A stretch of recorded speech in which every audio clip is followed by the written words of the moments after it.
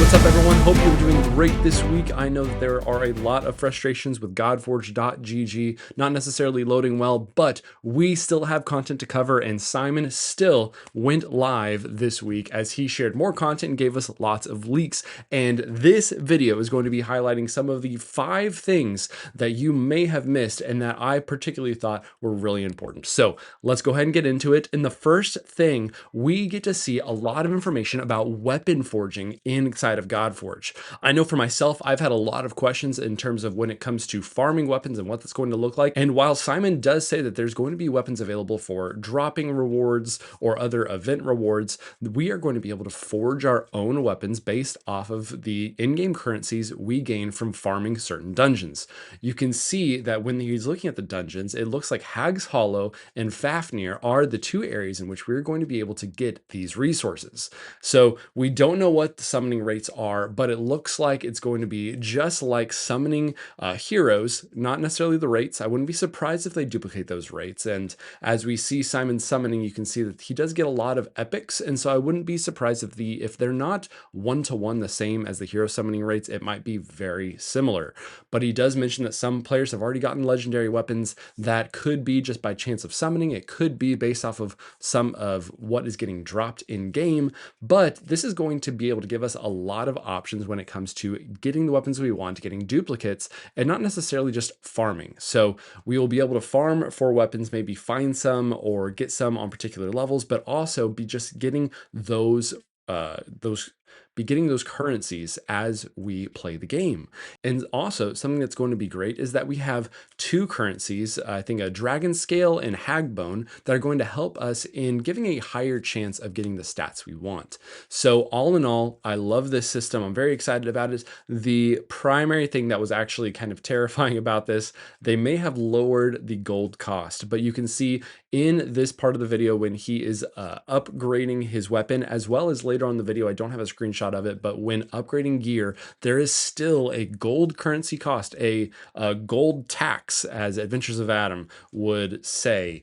And man, it means that in the economy, gold is still going to be critical and essential. Hopefully, I haven't gone back and like 1-for-1 related the 2 and seen what the difference is, but hopefully this is less gold requirements than we saw in alpha, because over 2 million to level 1 piece of gear just seems a little ridiculous. So gold tax still applies. However, we also have a secondary currency now to support that as well. So plenty of farming ahead to get that.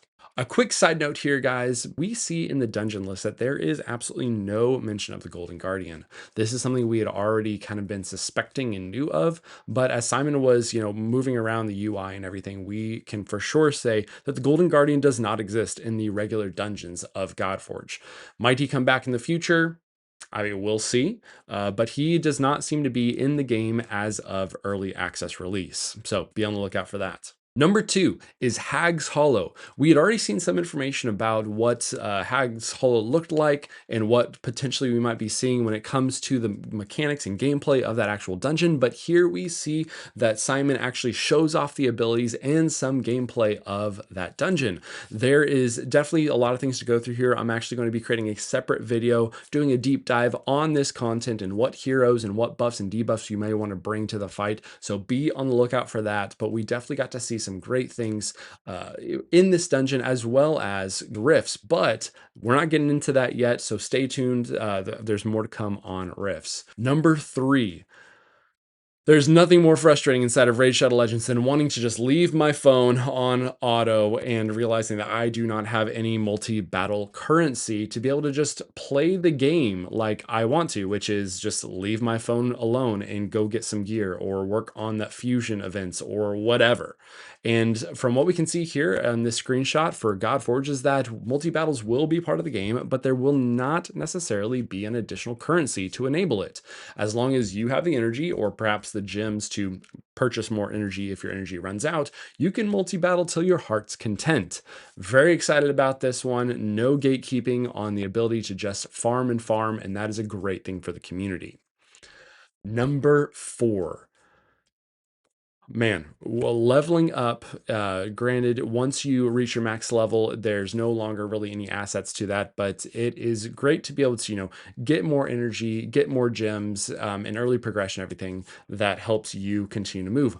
But they are adding something more to this, and it includes a player's choice.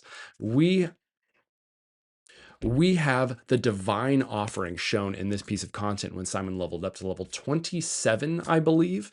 And what we see here is that he actually has a choice of rewards he can receive: a large chunk of XP, some random armor, which he does mention in early game is a really great thing to get. And for the first time at level 27, he mentions that he gets the choice to have an imprint. And when he does choose this imprint, he does get a rare imprint of Cirrus, I believe.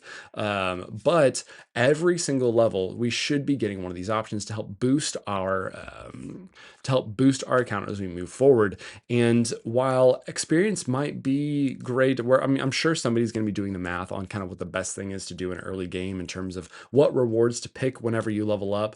But I would imagine that if you could pick armor and potentially get some solid armor choices, maybe things that aren't necessarily common, some that are green, maybe even blue rarity earlier on, that would be a great drop to have so that you could be focusing on campaign and still getting pieces of armor to gear up your champions and make them stronger.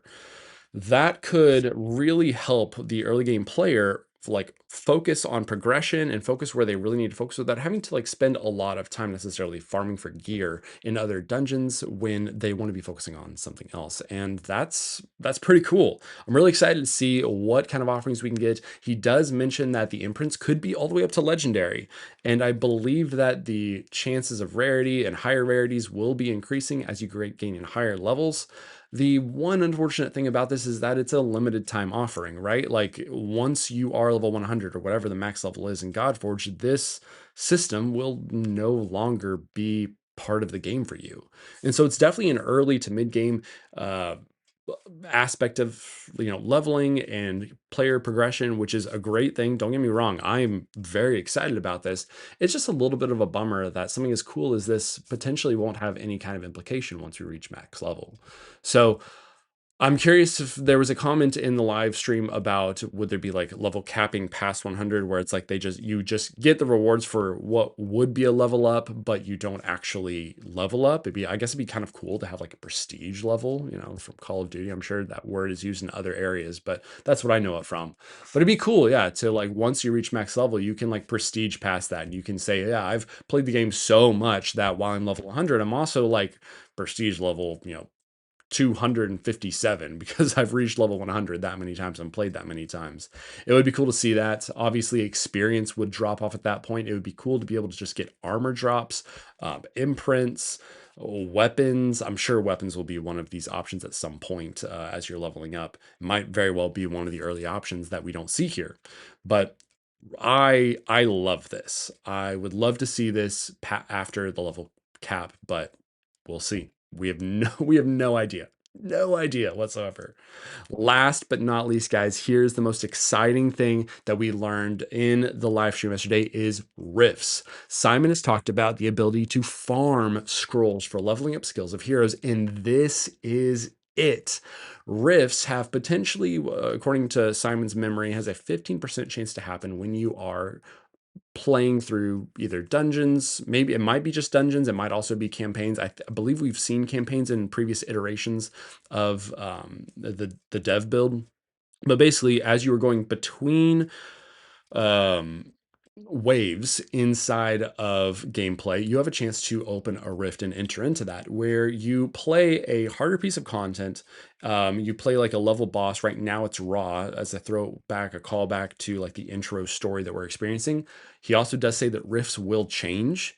But you do use up a key to do these rifts. So you can't just farm and farm and farm and do unlimited rifts. Right now, it looks like you have 3 keys to start with, maybe on a daily basis. And if you defeat the rift, you get the rewards of the rift, plus I think twice the key reward of whatever you're playing. But if you lose the rift, I think you just lose. I would imagine, I'm curious if that means you lose the whole level or if you simply like just continue on the level. We don't see that because, you know, Simon does beat a rare rift in his gameplay, and it's pretty simple. He smacks right through them and gets some rewards. But this is where we're going to be able to level and, well, excuse me, not level, but farm skill scrolls. It's going to be slow, right? It's not going to be a whole lot every day, but it's still farming, and that is that's huge. This is an absolutely great addition to the content. It does show in multi battles that we can actually just like bypass rifts if we don't want to.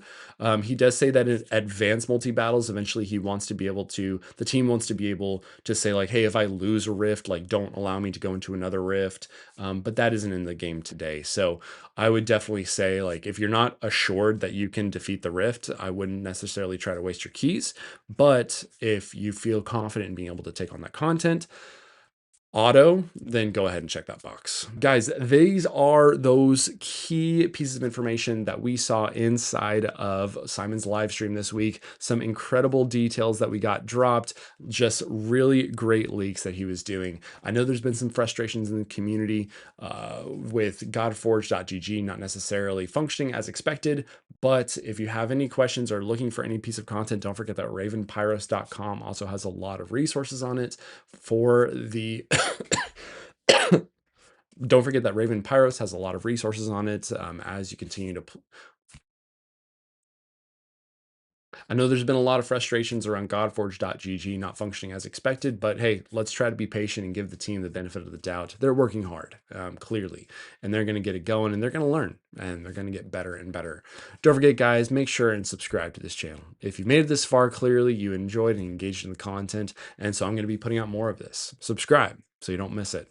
And if you like what I'm about, my Discord link is down below. Join the community. I look forward to seeing you there. So lots more content coming in the next couple of days. So I will see you in the next one.